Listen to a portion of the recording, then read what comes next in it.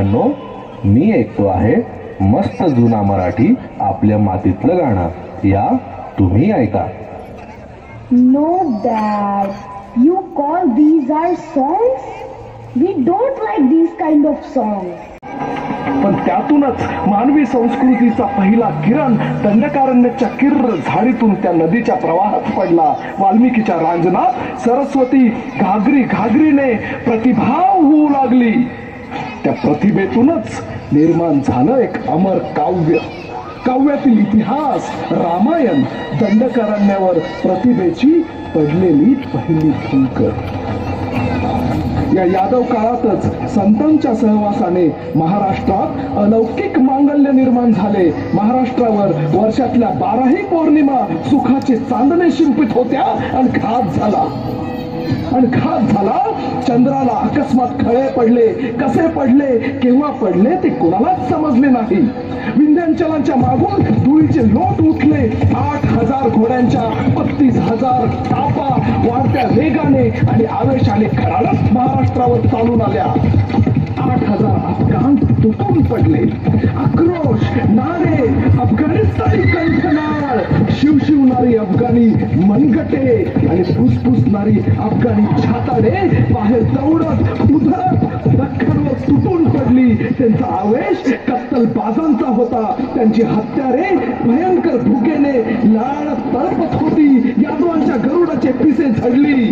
देवगिरीचा दरारा आणि दिमाग अल्लाउद्दीनने 15 दिवसात संपवून टाकला. खलजी आणि यादव सेना यांचे देवगिरी भोवती युद्ध झाले 15 दिवस आणि अवघ्या 15 दिवसात देवगिरीचे सार्वभौमत्व संपले.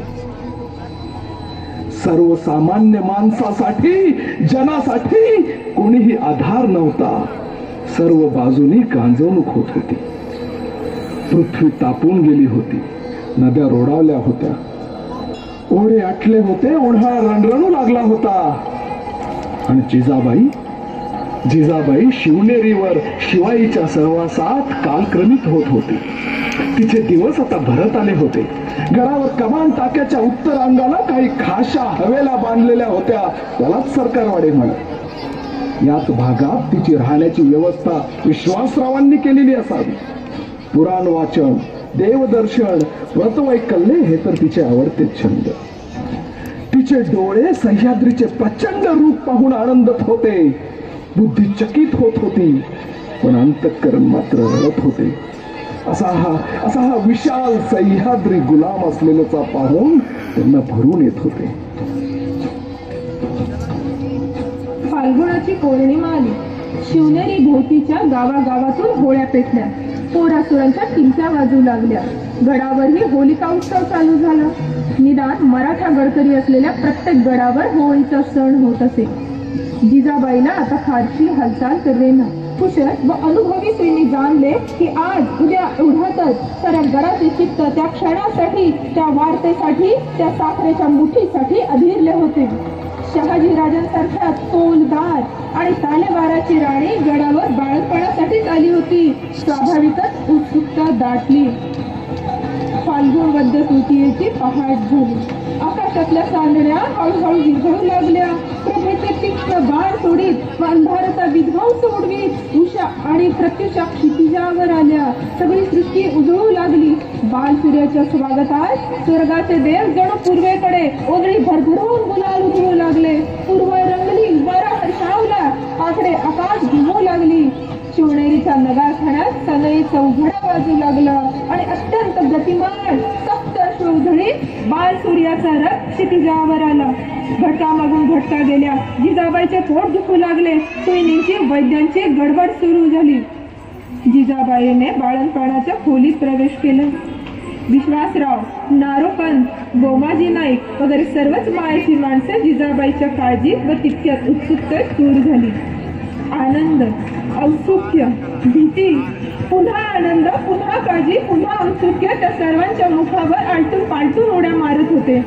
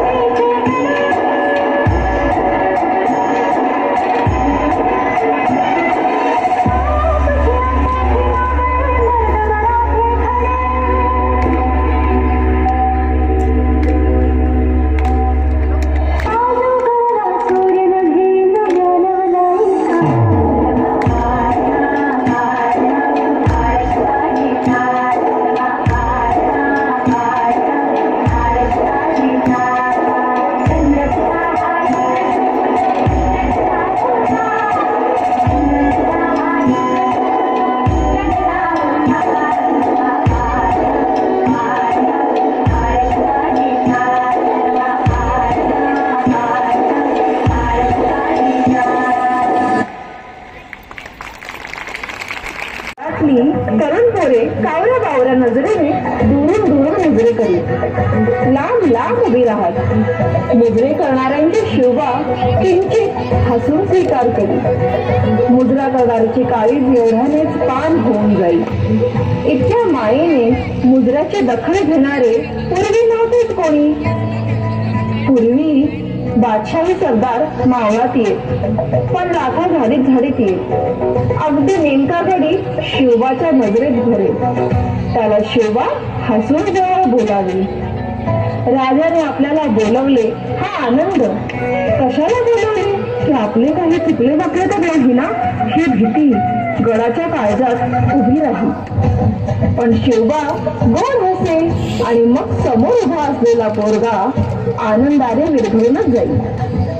असे हुडकून शिवबाने डोस जमा केले. साध्या गरीब मावळी शेतकऱ्यांची ही पुरे. तानाजी, येसाजी, सूर्याजी, शिवाय बाजी जेथे, चिमणाजी व बाळाजी, रोहित खोऱ्याचे नरस प्रभू गुप्ते यांचा मुलगा दादाजी असे सवंगडी शिवबाच्या भोवती जमा झाले. हे सगळेजण अगदीच एका वयाचे नव्हते, थोडे वरखाली होते. सर्वात वयाने मोठे बाजी पासलकर. हळूहळू ही दोस्त मंडळी शिवबा करता वेळी होऊन गेली. शिवबावर त्यांची अढळ भक्ती जडली. ती घरेदारे विसरली. शिवबा करता काळीच कापून द्यायला ही पोरे तयार झाली. शिवबाच्या व आईसाहेबांच्या मनातले महाभारत या सवंगड्यांच्या मनावर उमटू लागले. शिवबा म्हणजे त्यांना शिवाचा केवळ अवतार वाटू लागला. दिल्ली आणि बिजापूरचे बादशहा त्यांना सिद्ध राक्षस वाटू लागले. शिवबा आपल्या या मित्रांवर अगदी भावासारखी प्रेम करतो. पुण्याच्या दक्षिणेला 25 कोसांवर मोर तालुक्यात रायरेश्वर म्हणून अत्यंत पवित्र, रमणीय व प्राचीन असे शिव मंदिर आहे. रायरेश्वराची पिंडी स्वयंभू आहे. शिवबाला अशी स्थानं फार प्रिय. तो तिथे दर्शनास जाईल. ह्याच रायरेश्वराशी येऊन शिवबांनी आणि त्याच्या मावळ्यांनी स्वराज्य प्रतिज्ञा घेतली. खऱ्यांनो, आपला मार्ग ठरला. स्वराज्य मिळवण्याचे ध्येय गाठण्यासाठी आपण सर्वांनी झटायचे, कष्ट घ्यायचे आणि लढायचे. वेळ प्रसंगी आपण आपले प्राणही द्यायला तयार व्हायचे. आपल्या अपार कष्टातून स्वराज्याची स्थापना करायची. आपल्या महाराष्ट्राला सुलतानी जुलमातून मुक्त करायचे. या राज्यावर दुसऱ्या कुणाचेही वर्चस्व असणार नाही. हे राज्य आपलं असेल. उठा उठा, रायरेश्वराला साक्षी ठेवून आपण प्रतिज्ञा करू. स्वराज्य स्थापनेसाठी आम्ही आता आमचे सर्व काही वाहणार. शिवरायांच्या या निश्चय शब्दांमुळे सारा सह्याद्री कुंजून उठला. आता जो तो आतुर झाला होता शिवबा शिंग केव्हा फुंकतोय ते ऐकायला.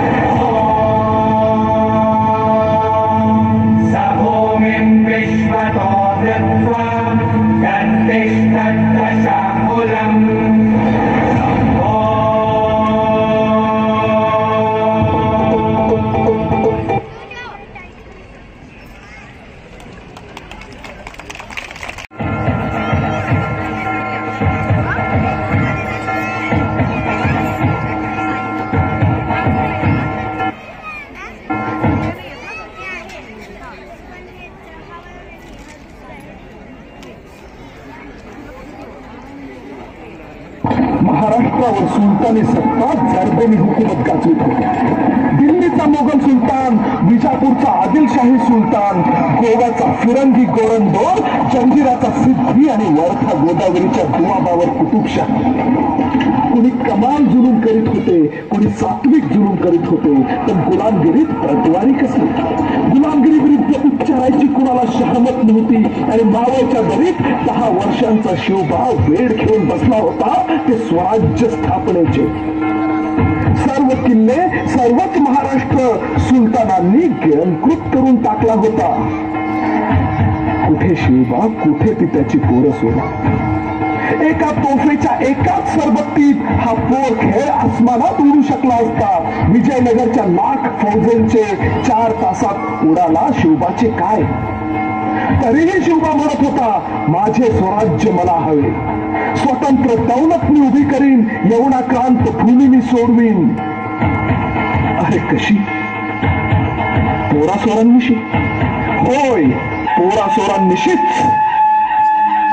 परमेश्वरावर नितांत श्रद्धा व अविरत अचूक प्रयत्न एकत्र आले की शिवभारत आपोआपच निर्माण होऊ लागतो. आता सर्वच जण उत्सुक होते उड्या टाकायला. आपल्या ताब्यात एक तरी बळकट किल्ला आता हवाच अशी घाई झाली होती. उंच डोंगरावर आश्रयासाठी गरुडासारखे घरटे हवे. शिवबालाही हा मनसुबा मंजूर होता. कोणता गड मटकवायचा हेही त्याने हेरून ठेवले होते. तोरणा काणत खोऱ्यात हा गड आहे. खूप उंच उंच उंच. तोरणा इतका उंच गड तोरणाच. डोंगरी किल्ल्यात त्याचे स्थान वडील खानाचे.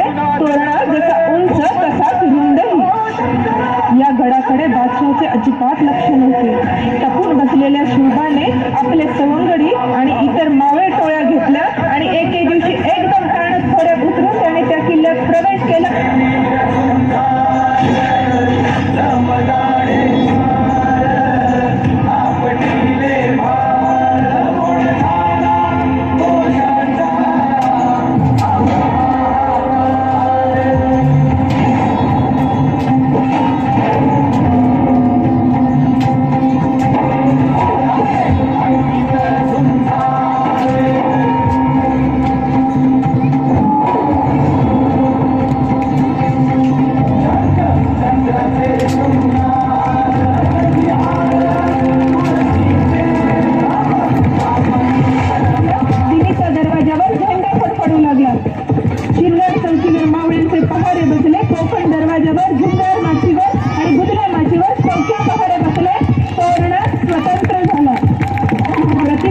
चंद्रलेखा 3.5 वर्षांच्या बद्ध पक्षानंतर आज उगवली.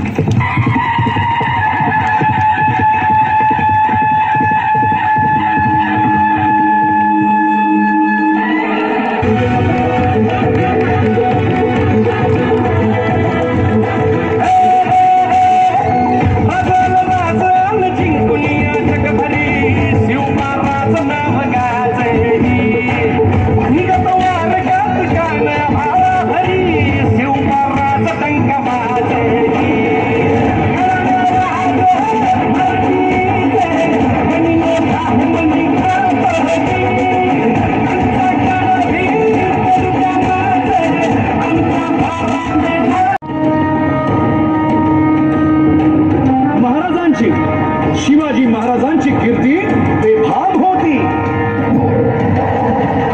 महाराजांची कीर्ती बेफाम, भोल्या भोल्यानं फुटला घाम.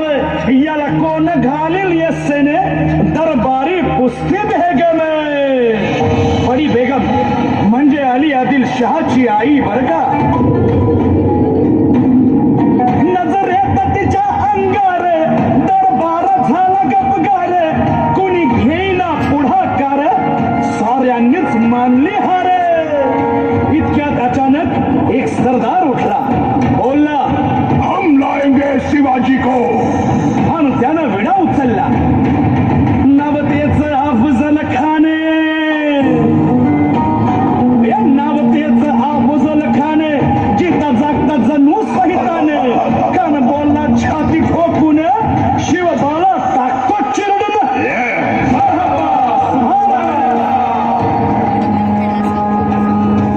कौतिक झालं दरबाराचे. खान निघाला मोठ्या दुर्मीत.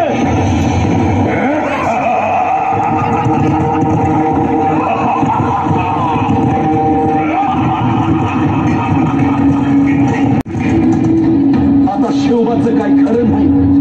इकडं निजाम, तिकडं मोगल, पलीकडं इंग्रज. जो तो हेच बोलू लागला. खानाला कसा खोपणार, काय लढवावा हुन्नर. चिंतेत पंत सरदार. महाराज आपला जीव मोलाचा आहे. खानाचं सैन्य अफाट आहे. त्याच्यासमोर आपला टिकाव लागणं अवघड आहे. काही दिवसांसाठी आपण कुठेतरी अज्ञातस्थळी निघून जा. मासाहेब, आम्हाला आमच्या जीवाची पर्वा नाही. राजांचा जीव वाचणं गरजेचं आहे. शिवबा केवळ आमचा पुत्र नाही, तर अवघ्या मराठी जनांचा स्वाभिमान आहे. या मातेने आपला पुत्र गमावला तरी 72, परंतु तू भ्याडपणे पळून जाऊन या मराठी मुलखाचा स्वाभिमान गमावता कामा नये. अशा वाघिणीचा बाळासाहेब आपला पुत्र आणि मराठी मुलकाचा स्वाभिमान विजयी टिळा लावूनच परत अशा वाघिणीचा त्यो छावा गनिमाला कसा ठेचावा डोक्यात नेहमी कावा नेटीचा धागा सांगावा सुरखंडणी दुर्गे उदंत दंड महिषासुर मर्दिनी जगदंबे महाराष्ट्र धर्म रक्षिके बये दारुघर दारुघर दारुघर.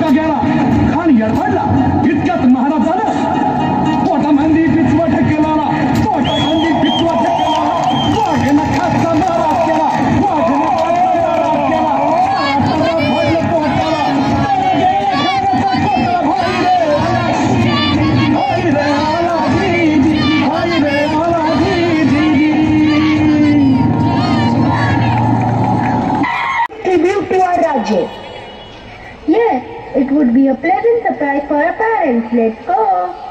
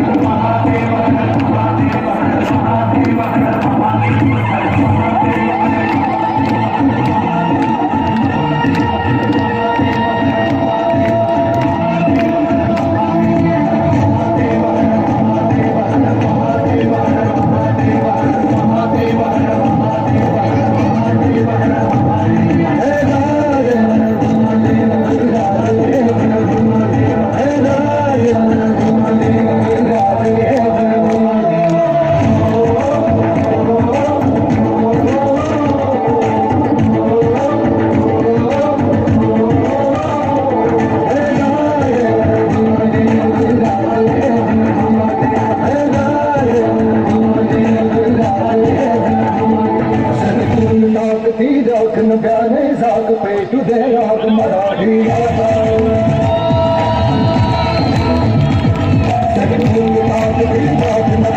जाग पेटू दे आग मराठी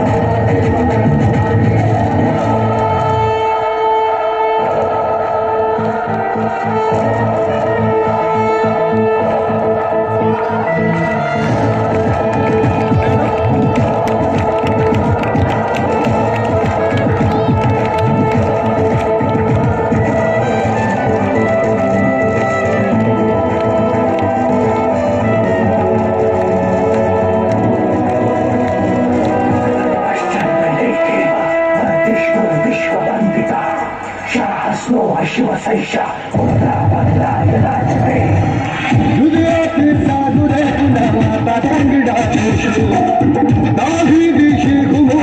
छत्रपतींच्या घोष